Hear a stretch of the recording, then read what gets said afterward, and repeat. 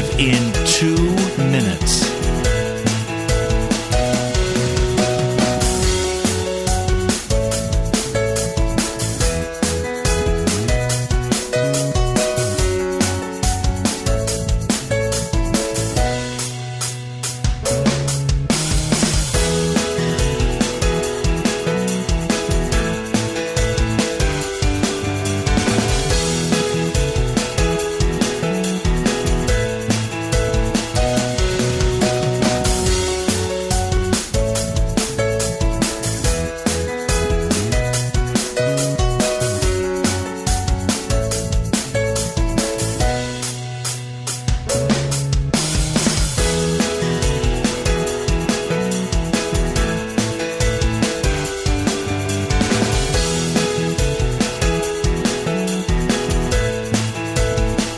Lynn Cullen live in 1 minute.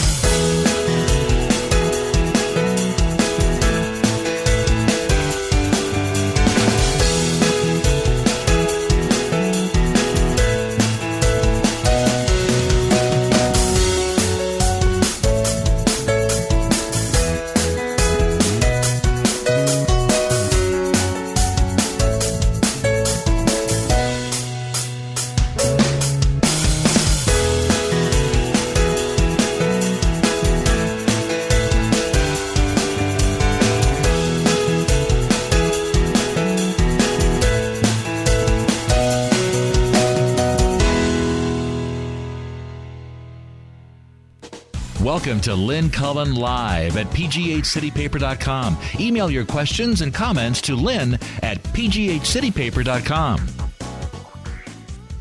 The Patriots got beat and the sun came out. Hey! Hello. How you doing? It's Janvier 25th, 2016. I mention the year only because I'm trying to get it in my head. I'm slow on numbers. Hi, I'm Lynn Cullen, and we got about an hour to chit-chat about all the things that happened over the weekend and things that might be on our mind, and feel free to take part telephonically at 412-316-3381 or by emailing me at lynn at pghcitypaper.com. Where to start? I just have to, normally I don't want to jump right into politics, but I have to share with you, in case you didn't see it, the hands-down explanation for why Trump is hanging in there, why there's traction in his campaign. And not surprisingly, it comes from a guy whose expertise this is. And I'm talking about the mastermind of Barack Obama's election, David Axelrod. David Axelrod got a communication from Senator Barack Obama in 2006, and Obama, just new to the Senate, is already, ambitious man that he was, thinking, I want to be president. I mean, think of the audacity of a guy who hasn't even served a full Senate term, thinking he can be the president, and then throw in, oh, by the way, he's black, and his middle name is Hussein, and his first and last names aren't any better than that either. Unbelievable. So he asked Axelrod to put together a memo that would give him a sense of what conceivable strategy a guy like him a ridiculous long shot, what would be the strategy to employ? Now remember, 2008 was an election like 2016 in that there was no incumbent. It is an open, free-for-all election. There's no incumbent. The vice president is not running. So it's totally open territory. And in that regard, you have the same kind of situation. And Axelrod, who knows what he was really thinking, but he thinks and thinks and thinks. And here's what he tells Obama. You see, when you have a presidential election with an open seat like this one and like the current one, the voters, the biggest candidate actually is not on the ballot. The biggest candidate in people's minds is the president that they have had for the last 8 years. So that in 2008, even though George W. Bush was not on the ticket, voters are reacting and responding to his 8-year tenure. And if you'll recall, they were none too happy with it. So the candidate who would be the best positioned to attract this electorate would be the candidate who was, in fact, the antithesis of the president. So, think of it. I mean, this has happened before. Here's another one. When John F. Kennedy became president. He was, even though Dwight Eisenhower was not on the ballot, Eisenhower was an old man. Kennedy was the antithesis. He was youth, vigor, right? So we had George W. Bush. And the people had endured 8 years of him. Rash, bellicose, divisive, relatively oblivious. And stop and think about it. Barack Obama was the antithesis of George W. Bush. Thoughtful, eloquent, deliberative.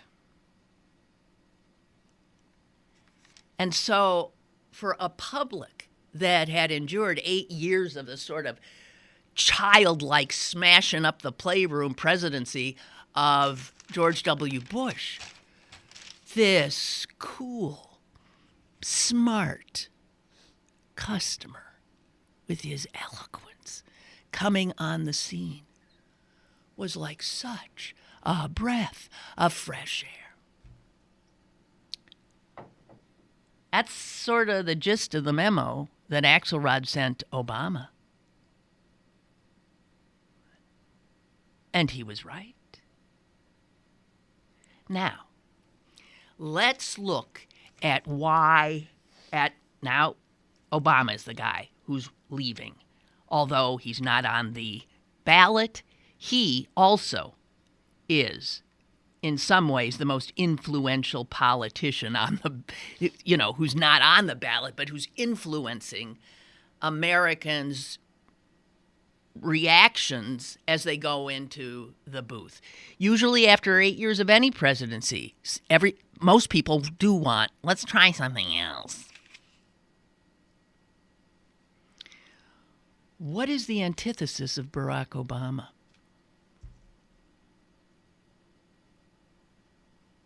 Donald Trump. In many ways. Stop and think. Here's what Axelrod says today. So today, after 7 eventful years, attitudes toward President Obama will shape the selection of the person who succeeds him. Many Republicans view dimly the very qualities that played so well for Barack Obama in 2008 when he was the antidote to George W. Let's talk about those qualities. They see his deliberation, his thoughtfulness, as hesitancy. They see his patience as weakness. His call for tolerance and embrace of America's growing diversity inflame that base who view with suspicion the changing demographics of America. And the president's emphasis on diplomacy is viewed as appeasement. So,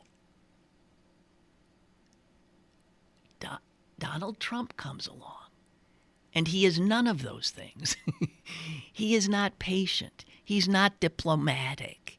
He is not welcoming of diversity. He is not thoughtful. He is the antithesis of Barack Obama. He's trash-talking. He's authoritarian. He is give no quarter Donald Trump. His bombast, says Axelrod, allows no room for nuance or complexity. He proudly extols his intolerance as an assault against political correctness, and he vows to bring the world to heel. There are a ton of Americans who are eating this up after 7 years, soon to be 8, of a president who is careful, cautious, thoughtful, and anything but bellicose and aggressive and trash-talking and brash. Now, I have to say, when I read David Axelrod's piece, I thought, oh my God, you can't dismiss his. This is, because nobody can explain this. Everybody, all the others are scratching their head. How is this possible? Donald Trump. Well, in some ways, Barack Obama was an impossible candidate. Audacious. But if Axelrod is right, this is a really compelling explanation of part of what's going on now. After 8 years of, smash the world apart, George W., Americans wanted this calm, cool, eloquent man. And now, 8 years after calm, cool, and eloquent, as the world continues to change in this dizzying, frightening, unsettling manner, Americans want the opposite of that. Of course, God forbid Donald Trump becomes president, you can bet your dollar they'll want to go back to cool and patient and diplomatic.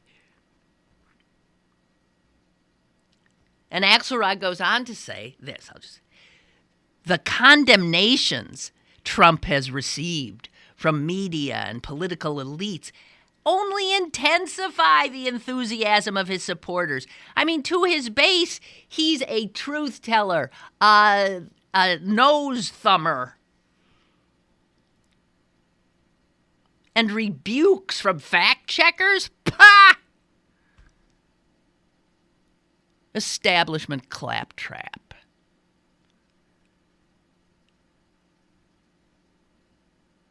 Axelrod says of Trump, relentlessly edgy, confrontational, and contemptuous of the niceties of governance and policy making. Trump is the perfect counterpoint to a president whose cool and deliberate nature drive his critics mad. There it is, I think. Slam dunk. David Axelrod, he was the mastermind of Barack Obama's successful election. And he's looking at this and seeing deja vu.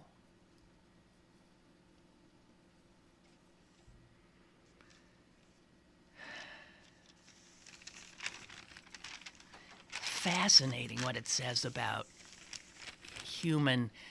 about the psychology of the voter and of, most voters, let's be honest, most voters don't follow politics and positions and look into candidates' history and all this like maybe you do or I do. Most don't. We are a small minority.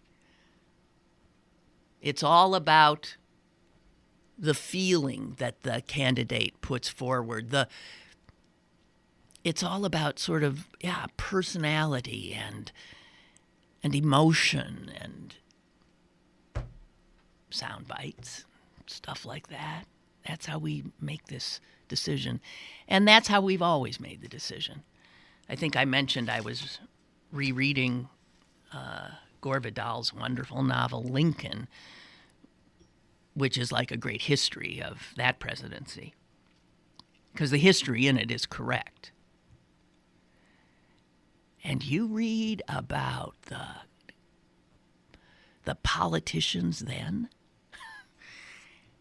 and the corruption, and the personal, how personal vengeance tops the national good, and how, I guess, guys, it was ever thus.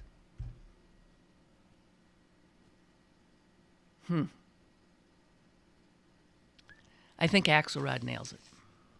That's it. You want to know why Trump's where he is? He is the mirror opposite of Barack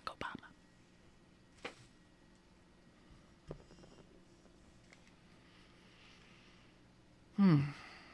And now, since I've started on politics, let's throw into the mix another little wrinkle in the form of another New York billionaire. You couldn't make this up. Michael Bloomberg. Okay, Michael Bloomberg's wealth makes Donald Trump's wealth look like yours. It's nothing. All right, so let's get another. Oh, my God. Yeah, let's get another Bloomberg. And you know what? Bloomberg is a smart man. And I totally understand why he would look at what's unfolding on the political scene and think, wow.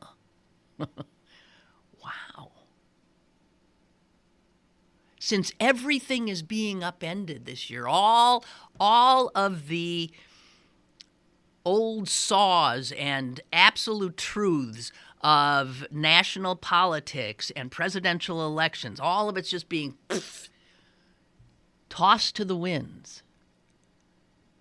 This just might be the year that a guy who does not belong to either of these parties that clearly are losing power, the Democratic Party, the Republican Party. Every year, fewer Americans say they are members of one or the other. And the largest membership is in the unformed independent party. So, since nothing's going as it's supposed to, then a third-party candidacy, always doomed in this country, this might be the year where that could work. Now, you won't see Bloomberg unless he thinks Sanders is going to take the Democratic. Or you won't see him unless he's afraid of two people. He's afraid of President Trump and he's afraid of President Sanders. And I would argue he's more afraid of President Sanders. I don't know.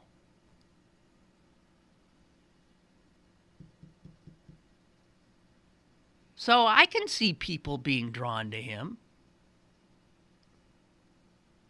People who think Trump is nuts or just on an ego trip. Bloomberg has a record of being a pretty damn good administrator, right, as mayor of New York. He, too, is beholden to nobody because of his extraordinary wealth. He has said he's willing to throw $1 billion into the campaign. So he doesn't need special interest money. He doesn't need any of that. He constitutes a special interest all by himself.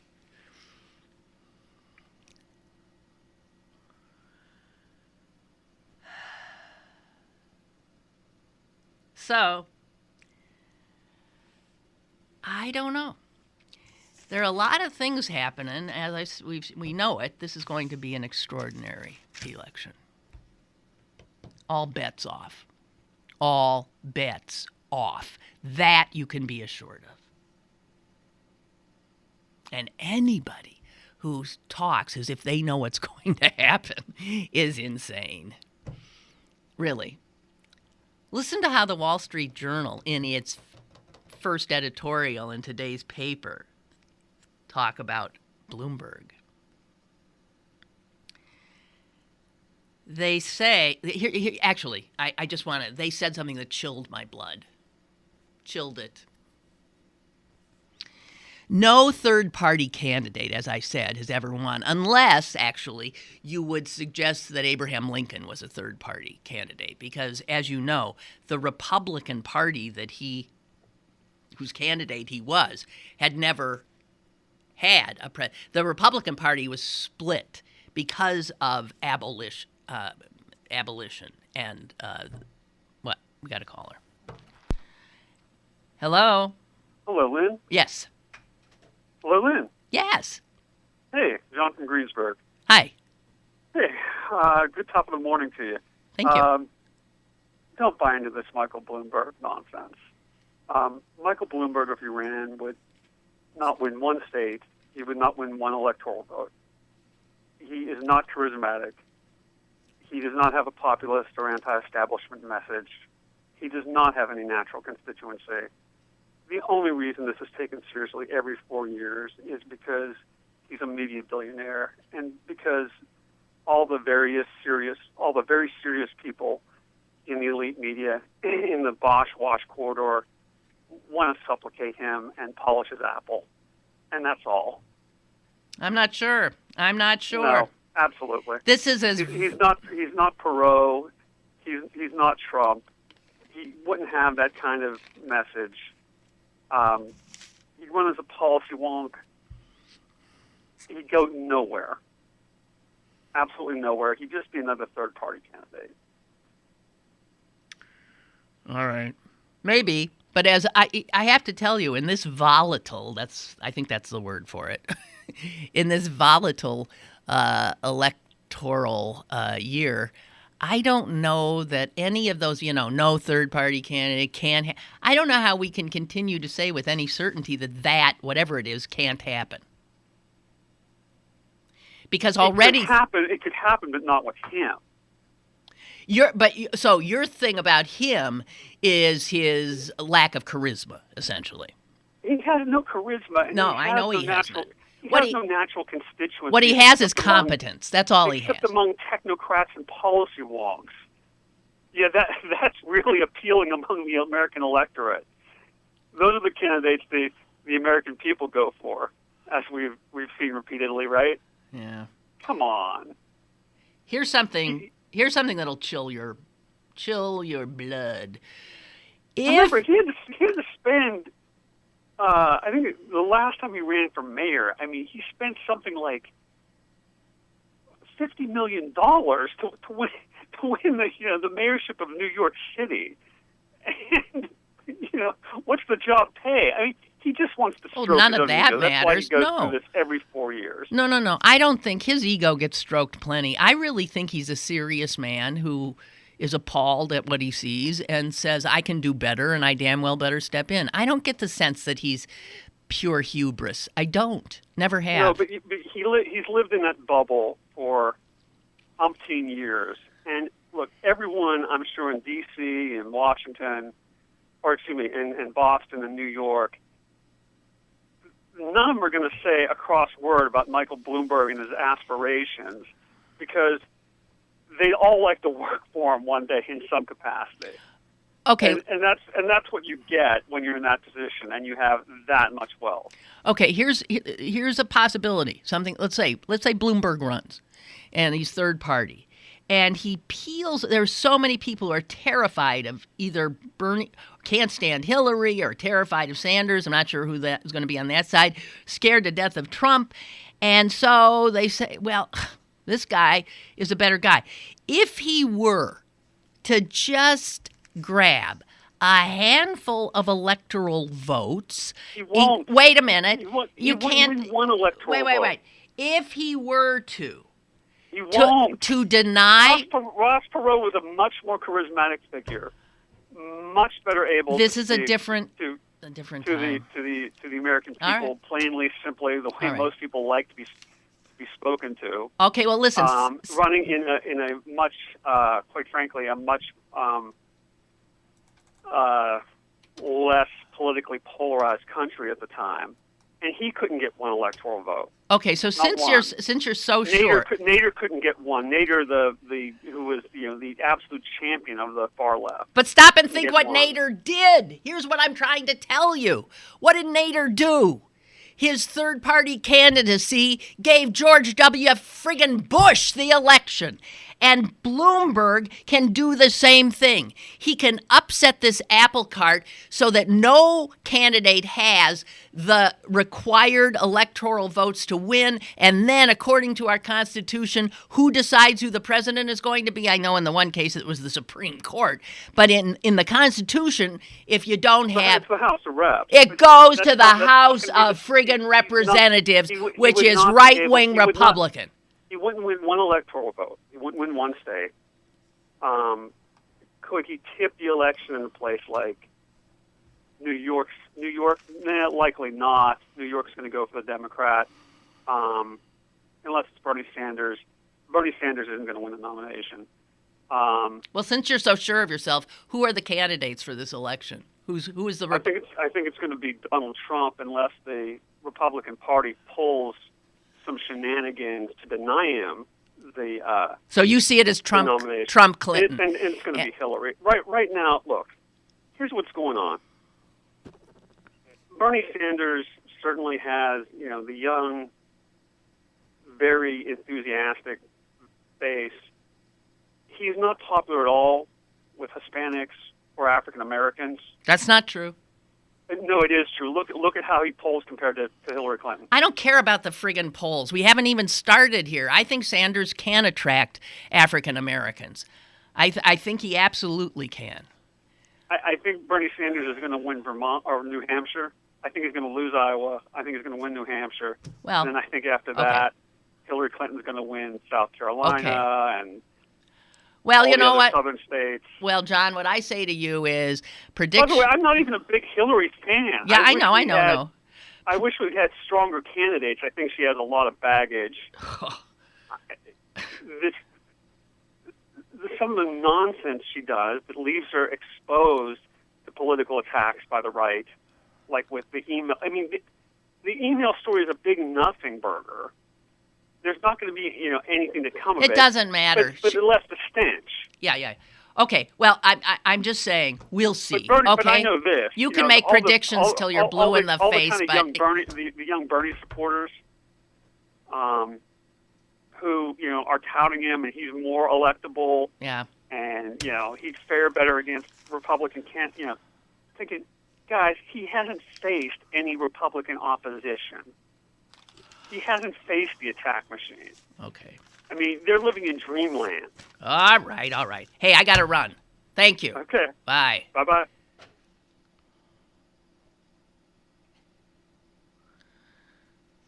Let's talk about sperm. Let's talk about sperm.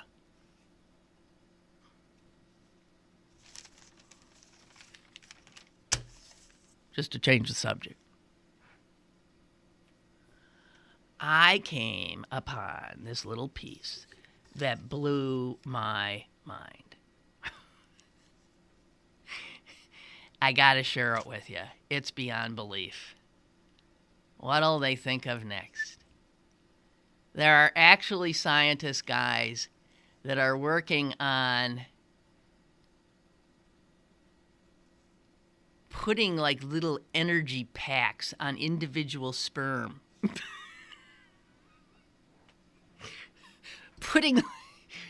Giving sperm. Okay, you little guy, I'm giving it to you. We're gonna put this little motor on you, and that'll give you a big head start, right? You can't believe this stuff. God, science. Tiny little motors put on sperm who aren't quite, energetic enough. Or as the Donald would say, sperm who are low energy. There are a lot of low energy sperm out there. I am telling you, it's true. So, you know how it works. You got this big egg. I mean, not really, but to a sperm, it's a friggin' monster. You got a big egg. And then you got gazillions of these teeny-weeny little sperm. And they're all swimming, trying to get to that egg and actually break through it. Now, this is a Herculean task. But as it turns out, a lot of sperm are not exactly great swimmers. A lot. And one of the biggest, if there's an infertility problem with a couple, a lot of the times it's because guys' sperm are frankly, dog paddling when they should be doing the butterfly. It's called a lack of motility. A lack of motility is essentially poor swimming by the sperm. So how do you make these sperm get better at their all-important swim? I am not kidding you. There are scientists in Germany who have come up with a way to attach tiny motors. You cannot make this up.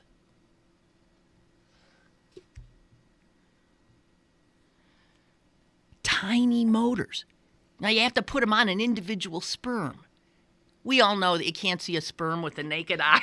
I can't even imagine what's the motor? I don't get it.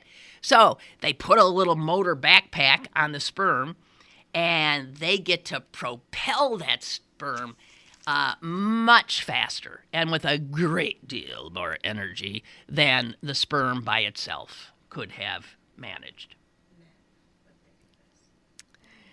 Celine is going insane over in the corner. She's muttering to herself, saying, "Only men would think of this. Oh, God, only men. God." You don't think these are female scientists? If they don't swim, they don't swim. Yeah, if they don't swim, they don't friggin' swim. Well, this crack team of scientists in Germany used a 3D printer to create little corkscrew-like polymer thingamajiggies coated with a magnetic layer of nickel and titanium. They look like little helixes, and these little helixes can be propelled using a rotating magnetic current and controlled using, get this, a joystick.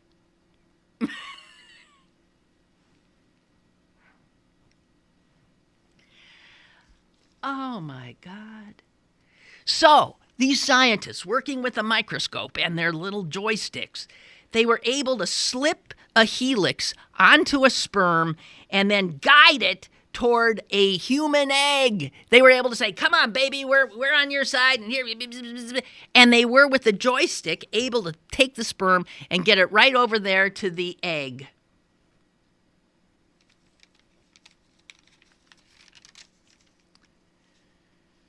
Oy. Now, of course, once the sperm reaches the egg, then the helix, the motor that they've been using with this magnetic thing, has to be pulled off because you can't have the helix go into the egg. So the helix is removed just as the sperm gets to the egg by reversing the magnetic field.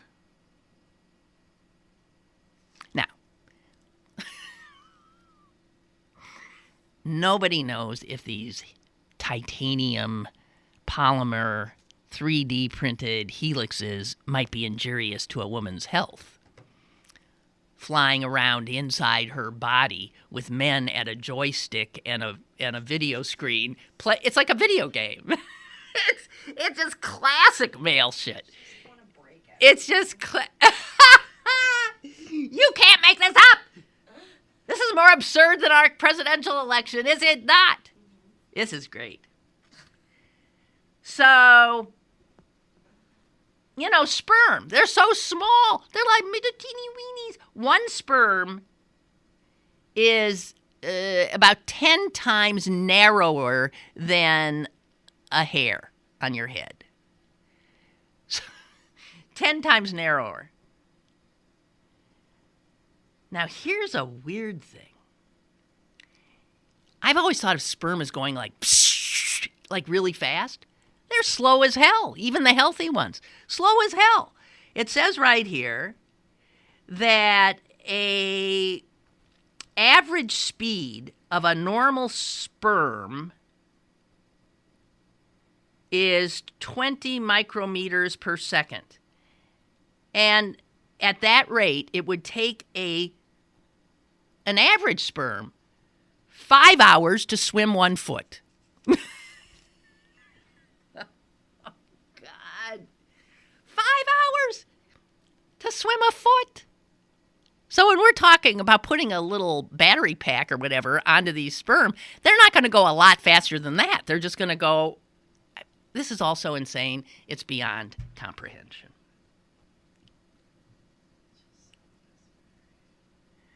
So, this is so far from being something that will be employed, I assure you. So far, it's a joke. But even assuming that this technique could get the motorized sperm into a woman's reproductive system, because, all the tests that have been done in a little petri dish under a microscope. That ain't a woman. So the scientists still haven't figured out a way to be able to see into a woman so that they can maneuver their sperm with their joysticks. Joystick, is that not a perfect word for this whole absurdity? So, anyway, and since a single ejaculation typically contains millions of sperm, how the hell do you stick motor packs on millions of them and then figure out a way to be looking inside the woman with your joysticks and driving your little motorized sperm? to the egg.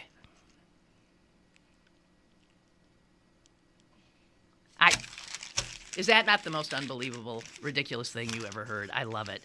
That was in, I believe, Saturday's Wall Street Journal.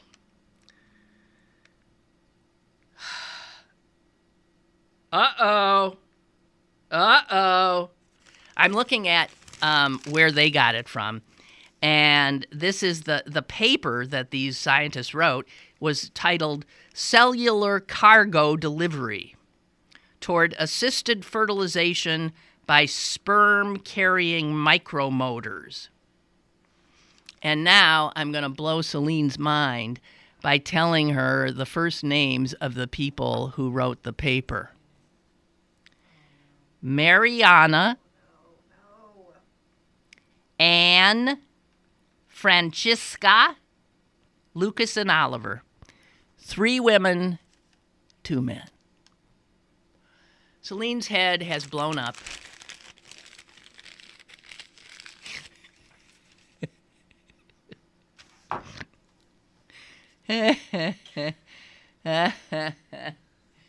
Oh, dear God. Okay.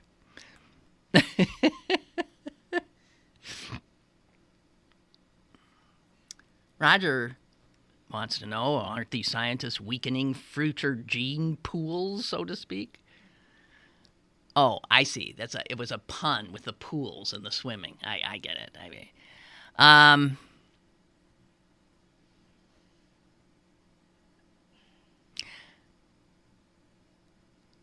I was going to share a personal story with you, but I guess I won't.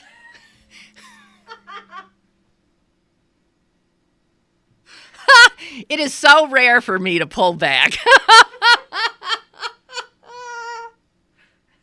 Wow. That must have been quite a story if Cullen won't tell us.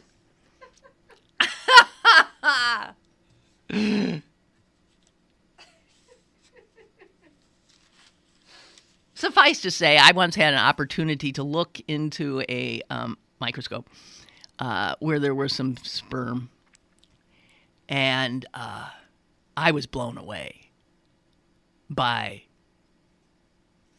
their total sluggishness. I mean, they looked like a PennDOT crew. I mean, they were the poorest excuse for sperm I ever saw. And I remember saying, "Hey, come on, you guys! Pick it up! Pick it up!"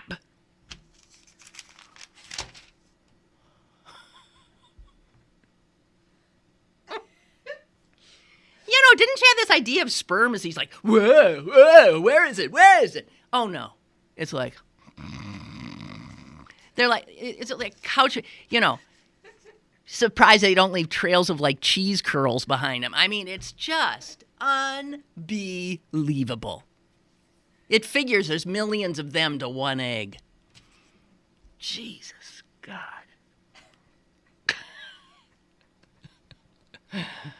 All right. Well, that's all I got on sperm. Good stuff, huh?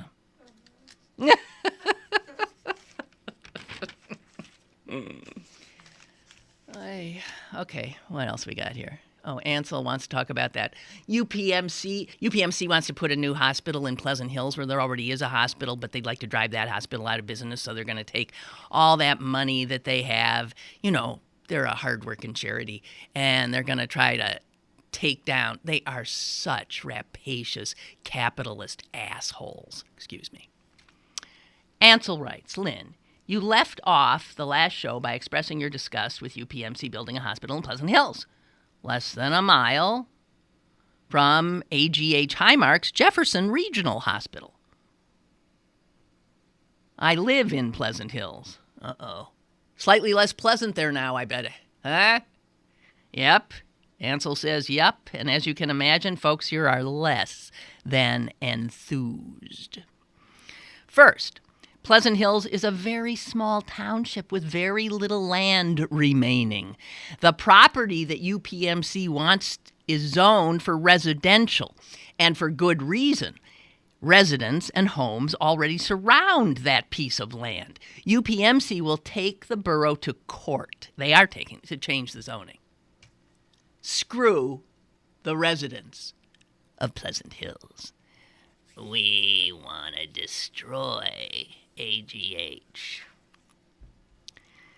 Can't you just see? I mean, I can't help it, but every time I think of Jeffrey Romoff sitting up there in his eyrie atop the steel building, I see him as Mr. Burns. Mr. Simpsons. I do. He's at. I just see him as Mr. Burns. He's exactly Mr. Burns. Yeah, right. Oh. Yeah. Second, Pleasant Hills would receive no tax revenue. That's right. They're going to take this only remaining hunk of land in poor little Pleasant Hills and take it off the tax rolls. Does he look a little like him? He looks a little. Find a picture that looks like him and let's put it up. Okay. Because, of course, they don't have to pay taxes because, as you know, they're a charity.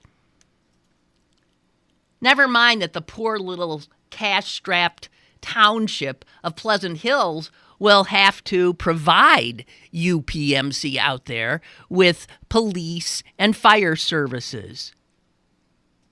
Again, Ansel writes, screw the borough. Lastly, this is a predatory move on the part of UPMC. They are planting a flag in the middle of the Jefferson Regional Health System. This has nothing to do with community service and jobs or public health, I assure you. They just want to screw Highmark and they want to screw Allegheny General Hospital.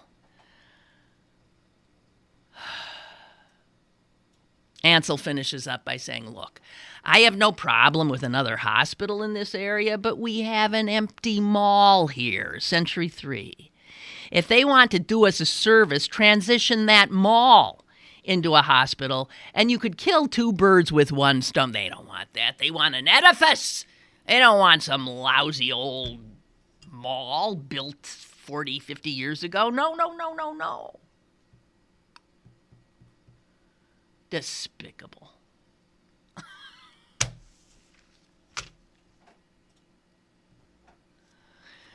All right.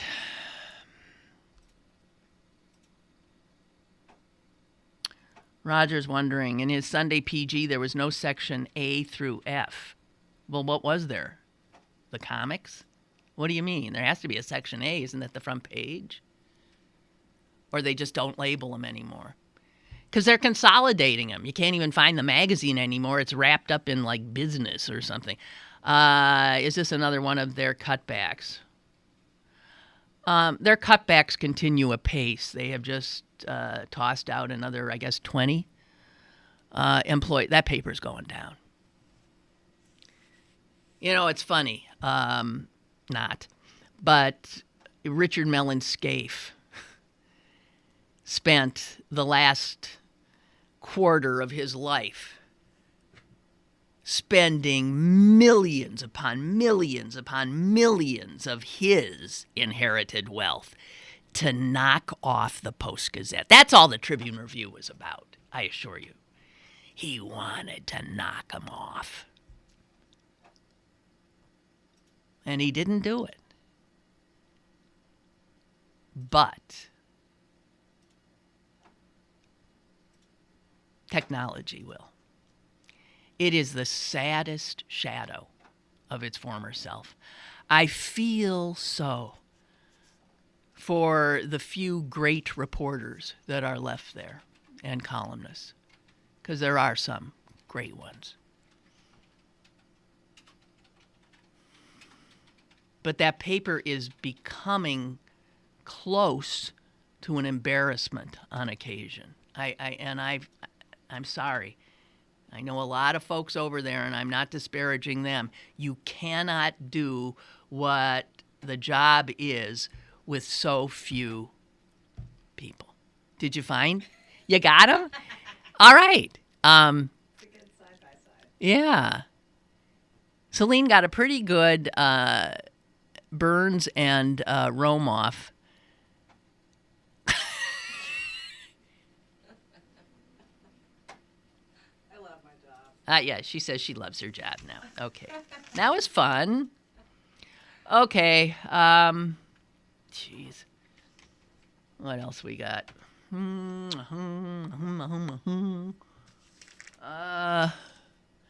I might stop the show just a little bit early today because I have a doctors over at AGH. Yeah, I don't think I'm going to make it on time if I don't leave a little bit early, even driving like the bat out of hell that I can do. So, hey, speaking of, it just made me think of the snow. I got to tell you, New York City is impressive governmentally in that they had 2.5 feet of snow. What did we have in our Snowmageddon? What did we have? About that. Yeah? Is that what we had? You remember how crippled we were and for how long? New York City with those, all up and running today. Up and running. Subway open, buses going. They're operating. That's impressive. Really impressive. I tip my hat to the Big Apple in that regard. Wow. Pretty damn amazing. 2.5 feet. And pretty much 36 hours, even less than 36 hours later, you're up and running. Do you know their schools are open today? Their schools are open today. How long were the Pittsburgh Public Schools closed? I think a week.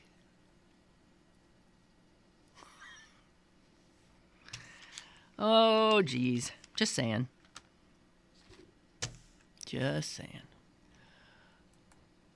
Okay. Let me see.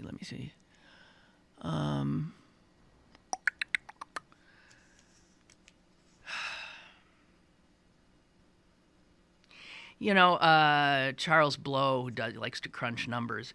He had some numbers. I don't even have them here. I ripped them off.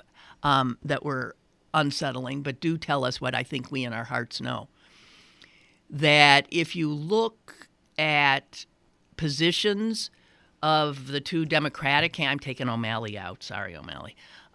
Sanders and Clinton, and you ask and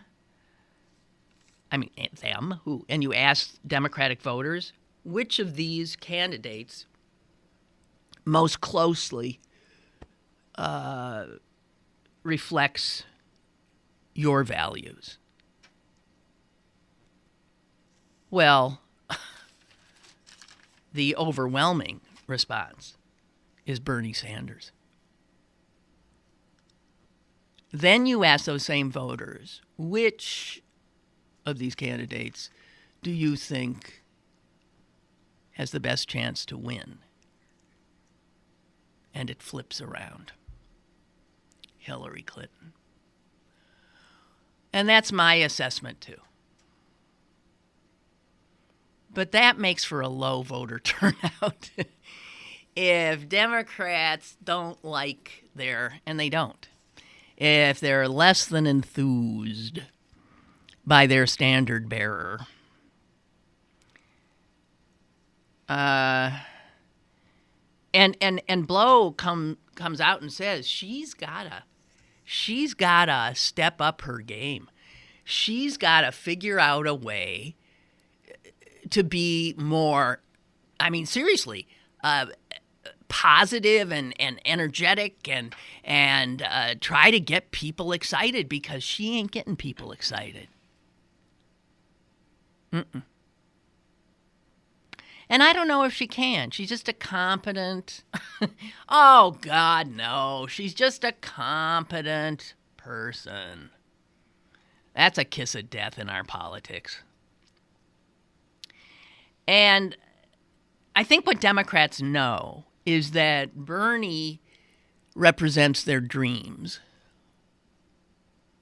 And I think Democrats know that his dreams, which make them so excited and passionate and hopeful, that given our political climate and our system, he has no chance whatsoever of realizing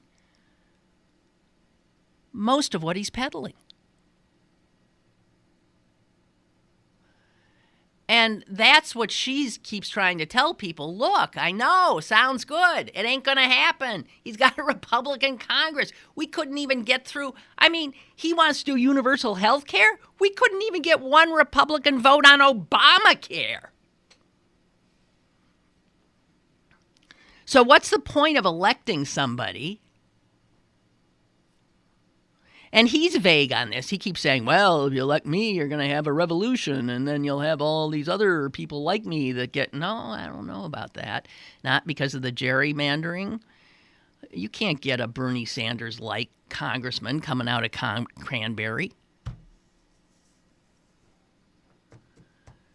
So, I don't know. Interesting. Scary.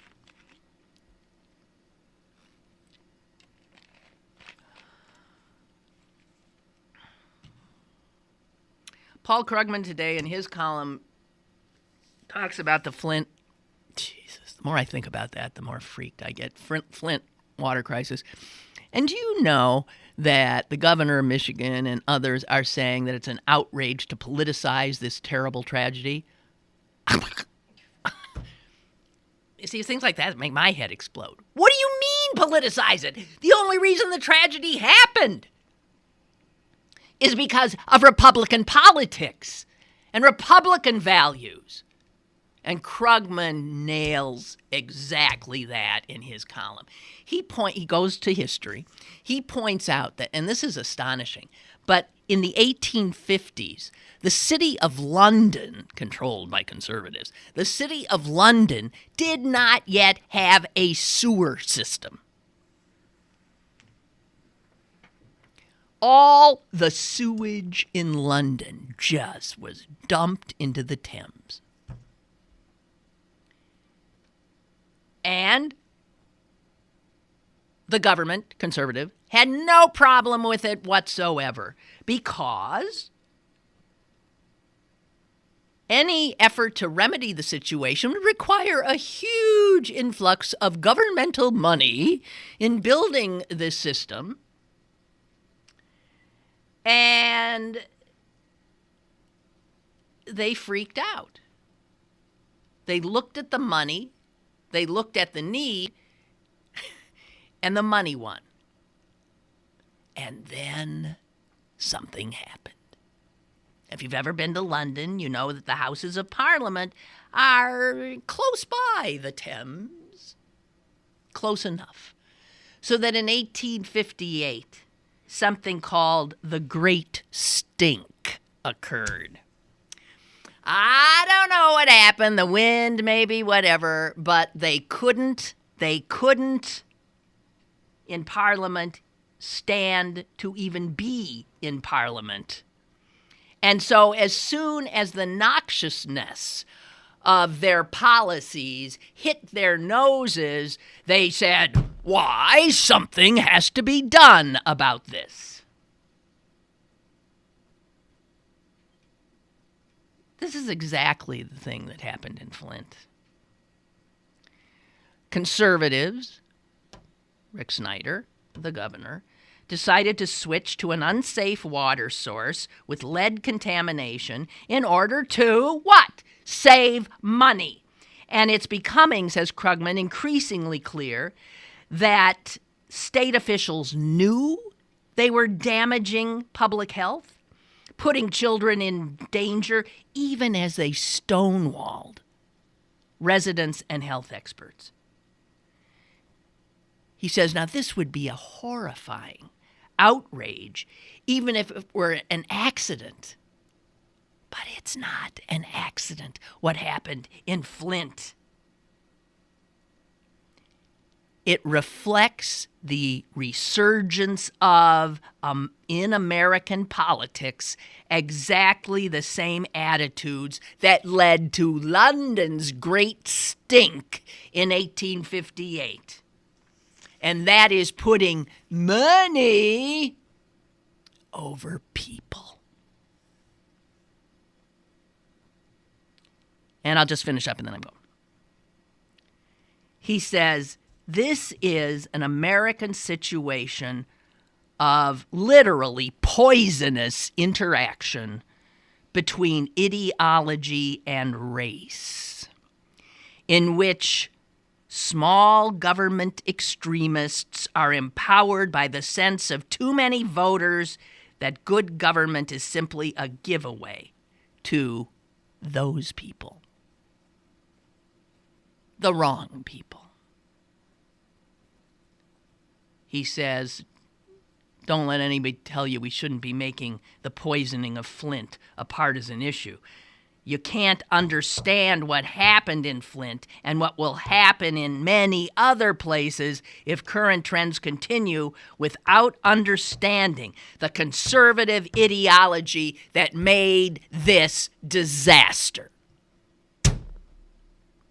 And with that, I attach my little motorized backpack and I zoom to my doctor's office tomorrow.